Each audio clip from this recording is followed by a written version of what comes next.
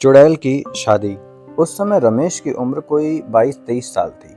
रमेश की शादी हुए लगभग 4-5 साल हो गए थे और 1.5-2 साल पहले ही उसका गौना हुआ था।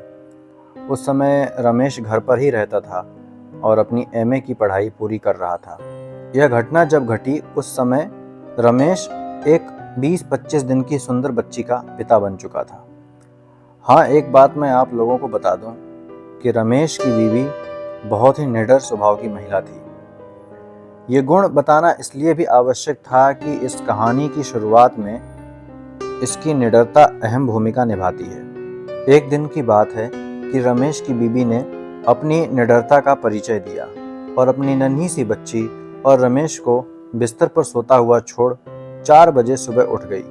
गांव में आजकल लोग टॉयलेट घर में बनाने लगे हैं, पर 10-12 साल पहले तक अधिकतर घरों की महिलाएं नित्य क्रिया के लिए उनको घर से बाहर ही जाना पड़ता था और घर की सब महिलाएं नहीं तो कम से कम एक आध तो घर से बाहर निकलती ही थी। ये महिलाएं सभी लोगों के जगने से पूर्व ही ब्रह्म मुहूर्त में जगकर खेतों की ओर चली जाती थी। ऐसा नहीं था कि रमेश की बीवी पहली बार 4 बजे जागी थी।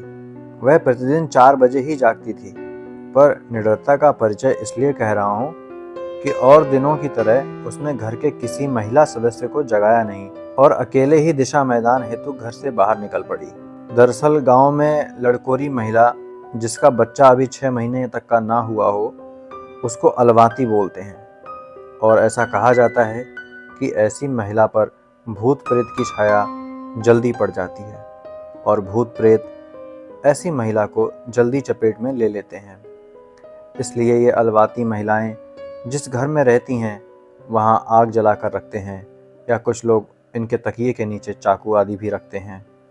खैर, रमेश की बीवी ने अपनी निडरता दिखाई और वह निडरता उस पर भारी पड़ी। वह अकेले घर से काफ़ी दूर खेतों की ओर निकल पड़ी।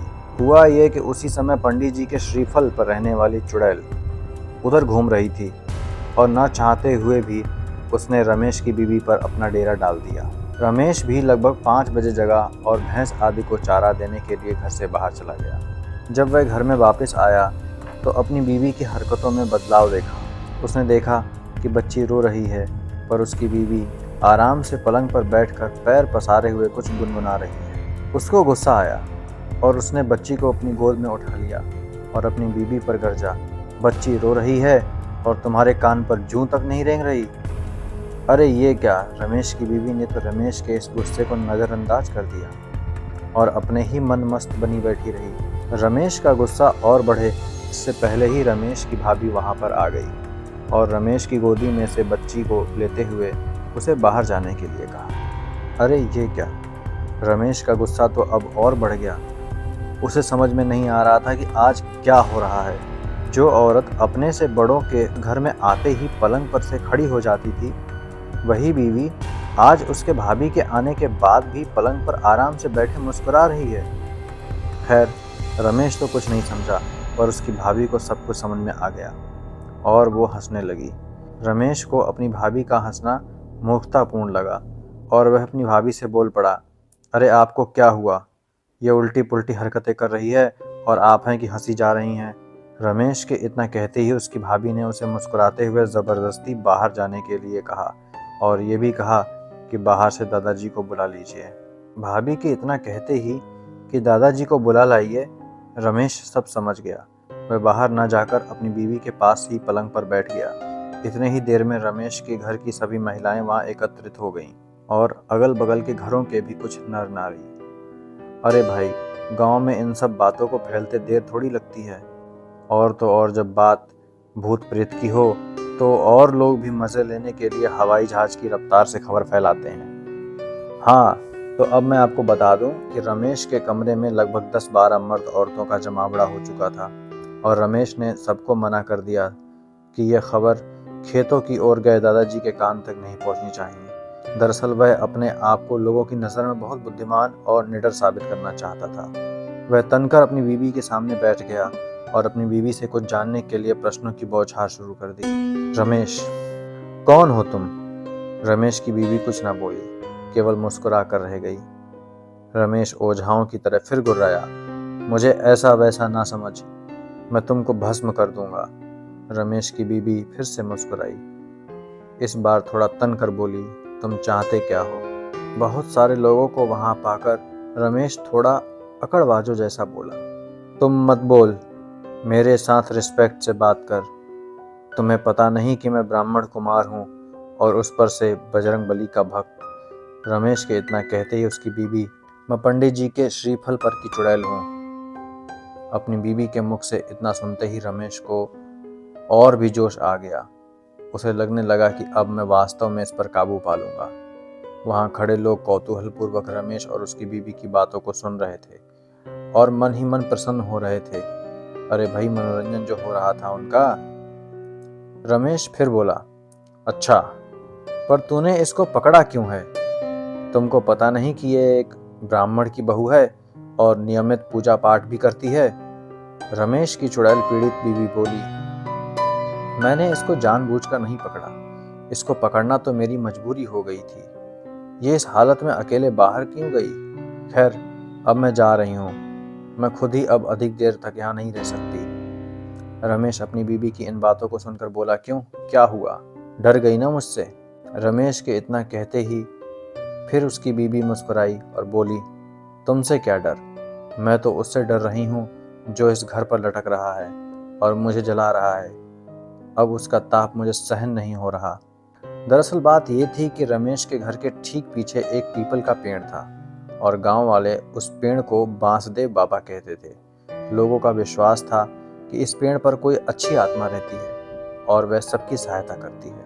कभी कभी तो लोग उस पीपल के नीचे जेबनार आदि भी चढ़ाते थे। और हाँ, पीपल की एक डाली रमेश के घर के उसी कमरे पर लटकती थी जिसमें रमेश की बीबी रहती थी। चुड़ैल की बात सुनकर रमेश हंसा और बोला, जा मत, यहीं रह जा। जैसे हमारी एक बीबी है वैसे ही तुम एक और। रमेश के इतना कहते ही वह चुड़ैल हंसी और बोली, यह संभव नहीं, पर तुम मुझसे शादी क्यों करना चाहते हो? रमेश बोला, अरे भाई, गरीब ब्राह्मण हूँ, कुछ कमाता धमाता तो हूँ नहीं। तू रहेगी तो थोड़ा धन दौलत लाती रहेगी। रमेश के इतना कहते ही वह चुड़ैल बोली, तुम बहुत चालू हो, और हाँ, ये भी सही है कि हमारे पास बहुत सारा धन है, पर उस पर हमारे लोगों का पहरा रहता है। अगर कोई इंसान वह धन लेना चाहे तो हम लोग उसका अहित कर देती हैं। हाँ, और एक बात, वह धन तुम जैसे जीवित प्राणियों के लिए नहीं है। रमेश अब थोड़ा शांत और शालीन स्वभाव में बोला, अच्छा ठीक है, तुम जरा कृपा करके एक बात बताओ, ये भूत प्रेत क्या होते हैं? क्या तुमने कभी भगवान को देखा है? आखिर तुम कौन हो? क्या पहले तुम भी इंसान ही थी? चुड़ैल भी थोड़ा शांत थी और शांत थे वहां उपस्थित सभी लोग, क्योंकि सब लोग इन प्रश्नों का उत्तर जानना चाहते थे।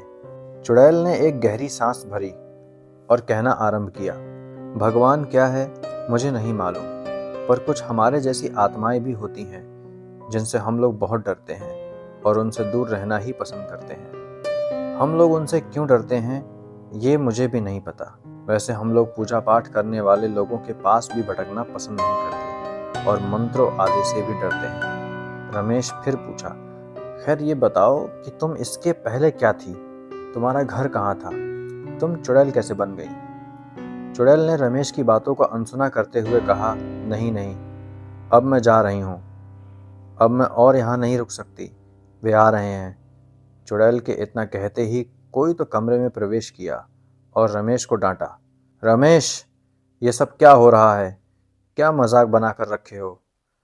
रमेश कुछ बोले इससे पहले ही वो क्या देखता है कि उसकी बीबी ने साड़ी का पल्लू झट से अपने सर पर रख लिया और हड़बड़ाकर पलंग से उतरकर नीचे बैठ गई और धीरे धीरे मेरी बेटी कहते हुए रमेश की भाभी की गोद में से बच्ची को लेकर दूध पिलाने लगी।